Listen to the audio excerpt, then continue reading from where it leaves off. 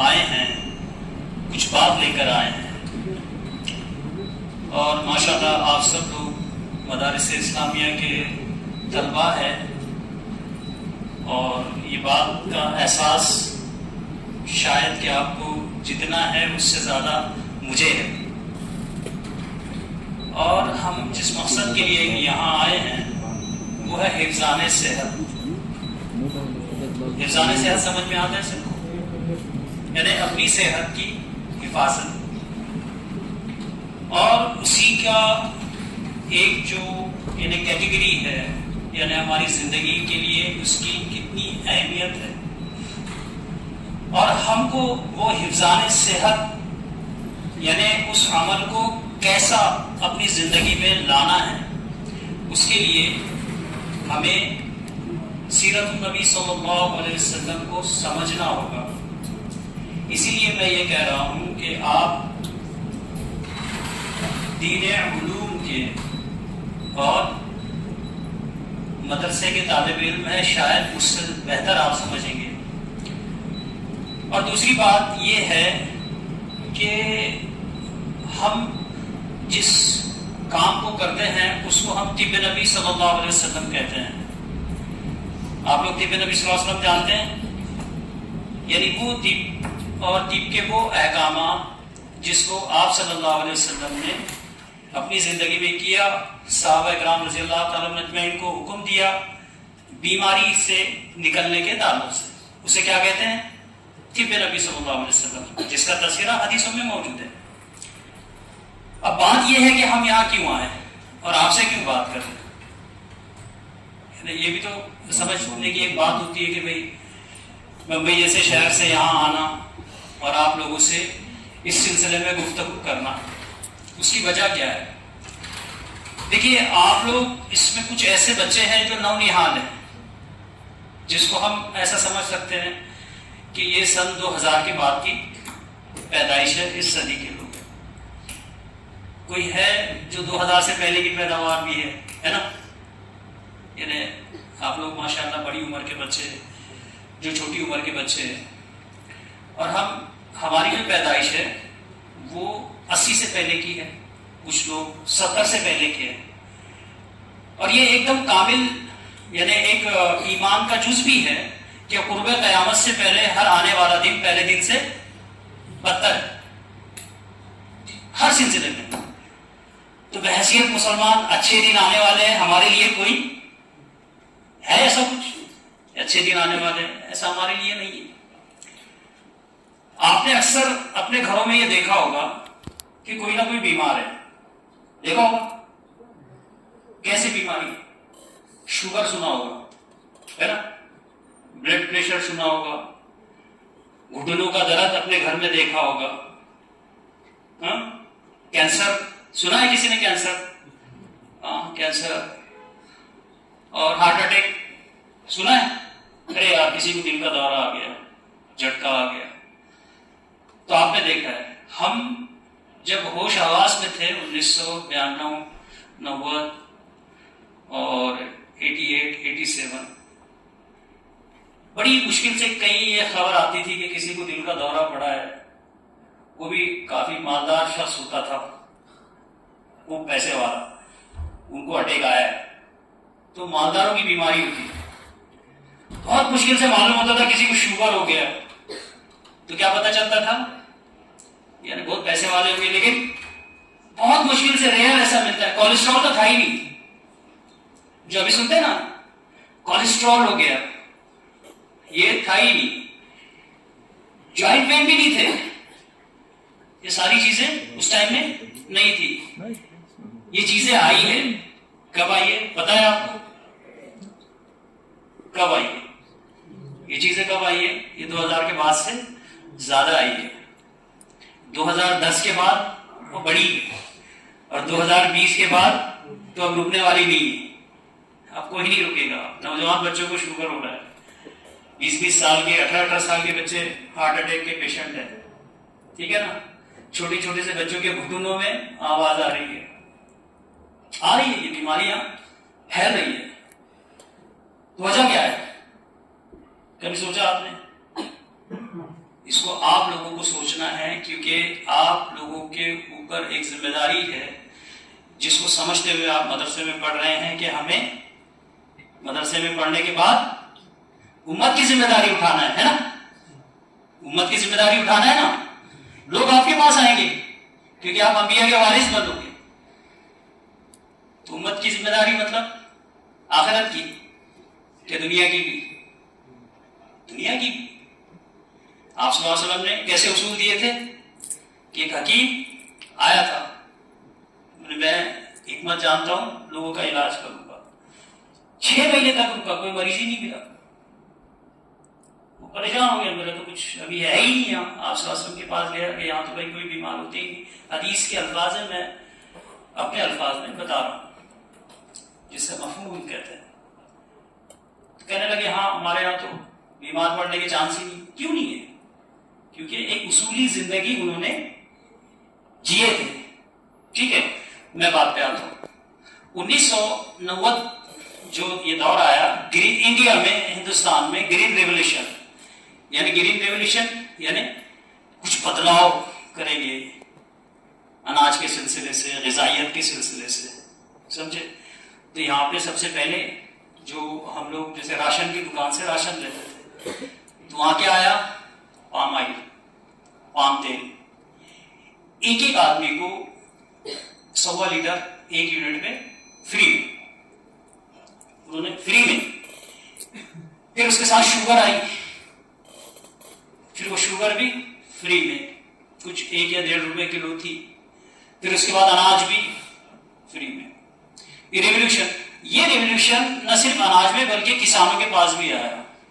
پہلے جیسے ہمارے گھر میں زمین تھی تو ہر ایک گھر پہ 1 سے 1.5 تھیلا گیہوں جوار یہ ہوتا تھا، بس اتنا ہوتا تھا. اسی اناج میں سے کچھ بیج نکالے جاتے تھے اور وہ بوئے جاتے تھے آنے والے سال کے لیے. یہ ہمیں یاد ہے، ہم نے دیکھا ہے، اور ہمیں دیکھا ہے تو ہماری مان لو، کیونکہ ہم جب چلے جائیں گے تو ہمارے جیسے دکھانے والے لوگ نہیں ملیں گے، کیونکہ آپ ایک نئی دنیا جینے والے ہو. ہمارے جیسے نہ تجربے ملیں گے، نہ ہمارے جیسے لوگ ملیں گے، نہ ہمارے جیسے بتانے والے ملیں گے.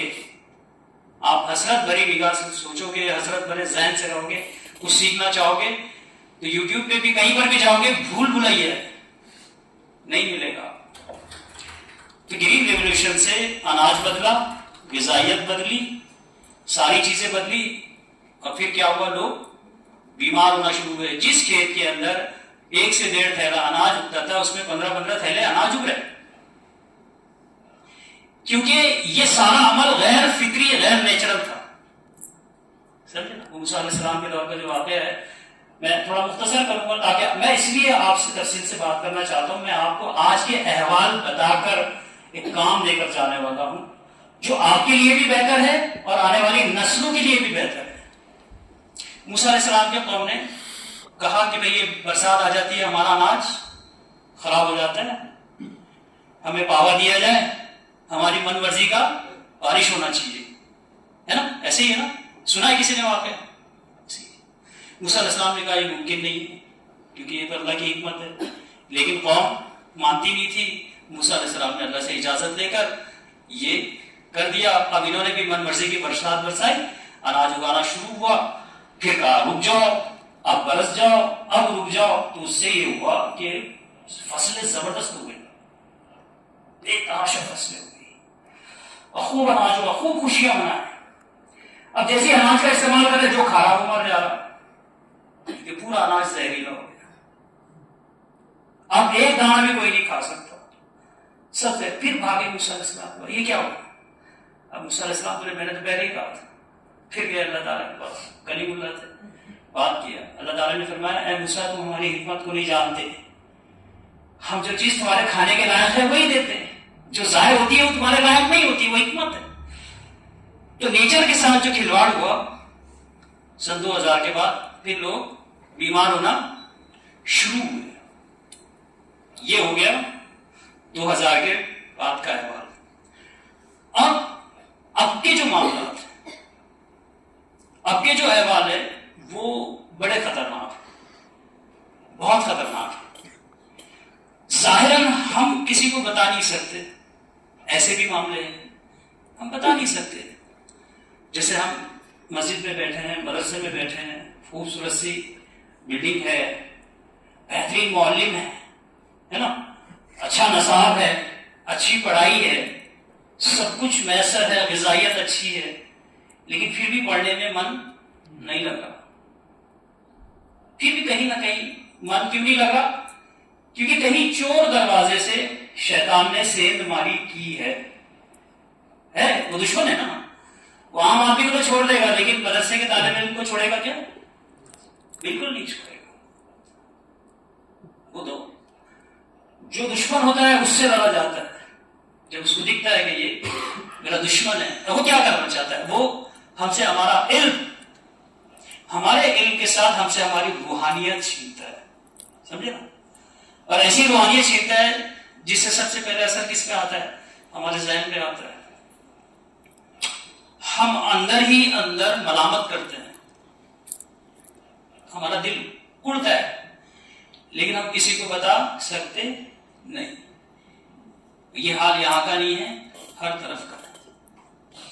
اسی لیے میں آپ سے یہ گفتگو کرنے یا یہ بات کر رہا ہوں. سب کا اس میں جو وجہیں ہیں وہ وجہ ہم اس میں ڈسکس کریں گے کہ بھئی اگر ایسا ہے تو کیا وجہ ہے اور کیسے اس کو بچا جا سکتا ہے.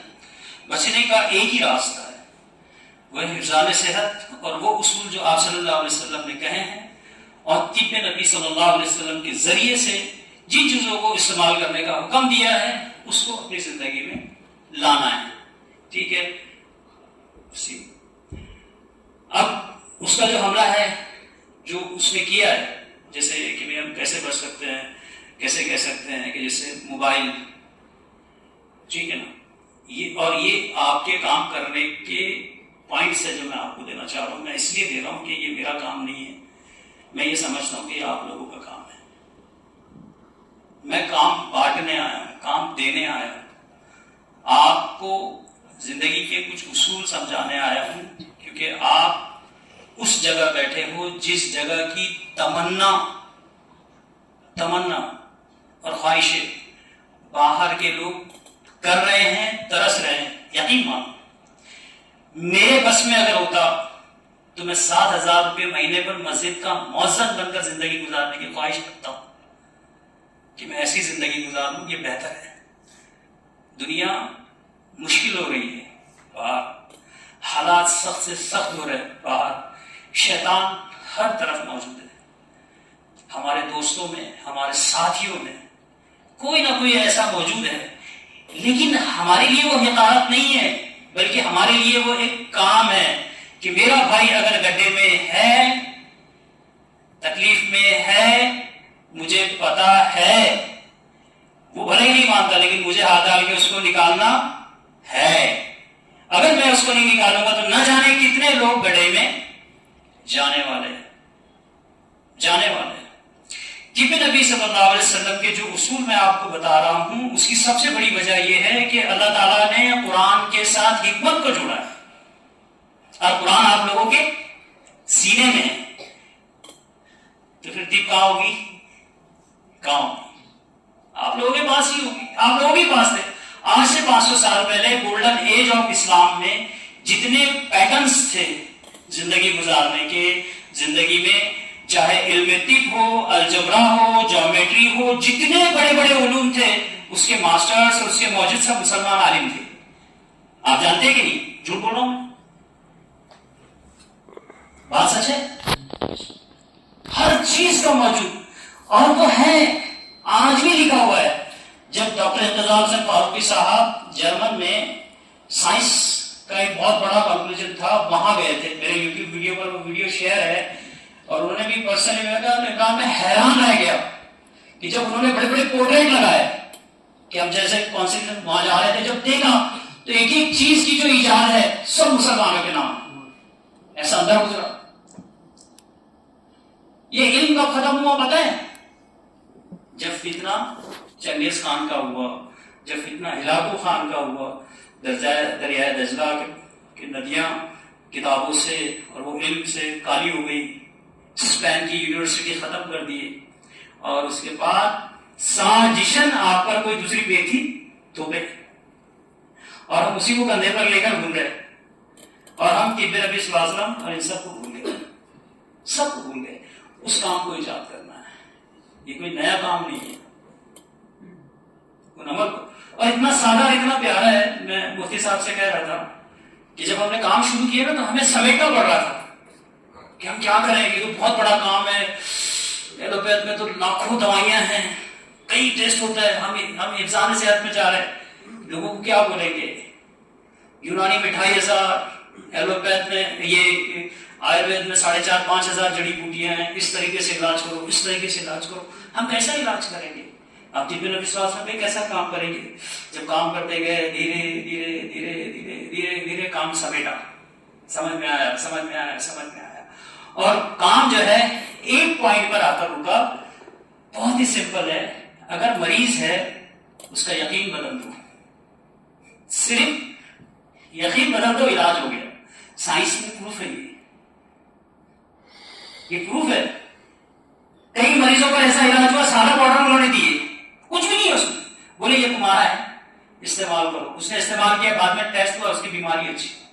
दवाएं दिमाग में बनती है, ये साइंटिफिक प्रूफ है। दवा कब बनती है? दिमाग में बनती है। निगेटिव पॉजिटिव वाला मसला है, मरीज परेशान है, निगेटिव में बैठा हुआ। हम लोग अयादत एक मुहिम चलाते हैं, अयादत। हम चाहते हैं कि वो नेकियां भी हमें मिले अयादत वाली, इसलिए हमने उसका नाम रखा अयादत फाउंडेशन। मरीजों से जाके मिलने का कितना बड़ा सवाब। और ये हुक्म क्यों दिया, क्यों दिया अल्लाह ने स्वास्थ्य में, क्यों इसकी अहमियत? खुद गए थे, कई सफर आपने किए, क्यों? पता है आपके जहन में क्यों हो सकता है कि भाई एक मरीज का अयादत? जब इस पे रिसर्च हुआ तो शॉक हुए, एक एक अमल पर वो लोग रिसर्च कर रहे हैं, वो परेशान हो गए। ये अमल तो इतना आला है कि जिस पेशेंट से मिलने जाते हैं वो निगेटिविटी से पॉजिटिविटी की तरफ जाते हैं, जैसे ही देखते हैं खुश हो जाता है, कोई मिलने आया, उसके गम भरा हुआ है सीने में, वो बीमार है, पता नहीं घर वाले उसके साथ कैसा कर रहे हैं, पता नहीं दवाइयां खाकर उसका क्या हालत हो रही है, वो बाहर नहीं जा पा रहा है, इबादत नहीं कर पा रहा है। जैसे ही एक मोमिन अपने मोमिन के पास जाता है, वो निगेटिविटी से पॉजिटिविटी की तरफ आता है। हैदराबाद का एक वाकया है, कैंसर पेशेंट, जब हमारे पास फोन आया, हमारा कॉल सेंटर है, फोन आया, मैंने बात की, एकदम क्या क्या है, बोले मैं क्या, मेरा इलाज हो सकता है नहीं हो सकता? हम बोले बात क्या है? आखिरी स्टेज, पेशेंट का आखिरी स्टेज, और सारी इतनी शिकायत है उसको अल्लाह से कि मेरी जिंदगी खराब हो रही थी, मेरे छोटे छोटे बच्चे, मेरी हालत ऐसी, मैंने किसी का बुरा नहीं किया, मेरे साथ ही ऐसा क्यों, यूं क्यों, लान तान, ये कौम खराब है, कुछ नहीं कर रही है।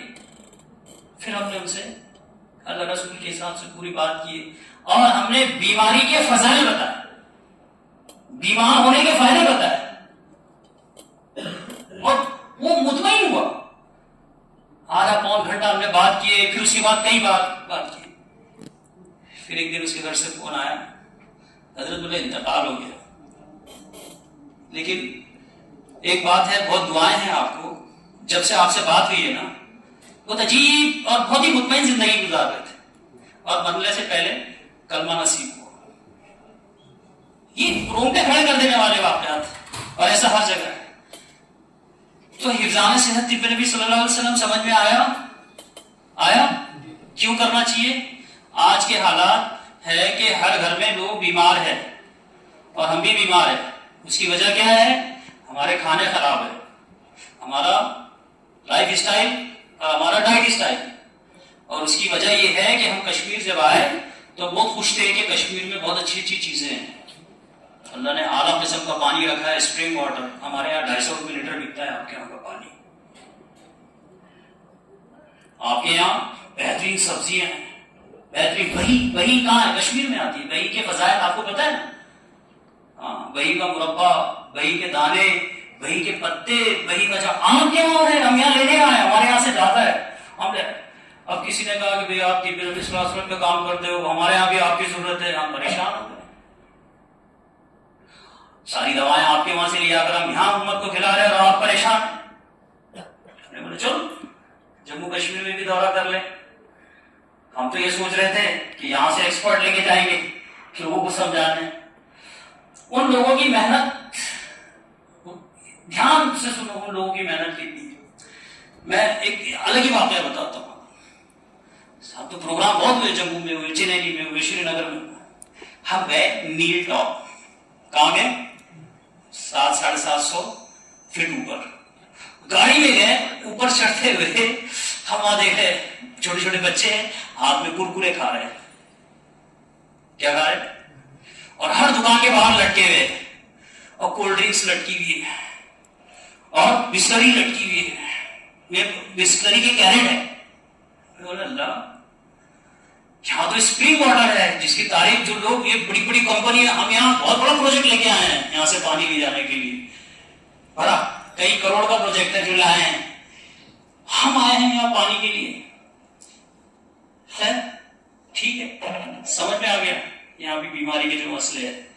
مہمان بن کے بیٹھے، میزبان سب. دیکھو جو محنت ہوتی ہے نا، وہ محنت مجبوری پیدا کرتی ہے. ہم مجبور ہیں.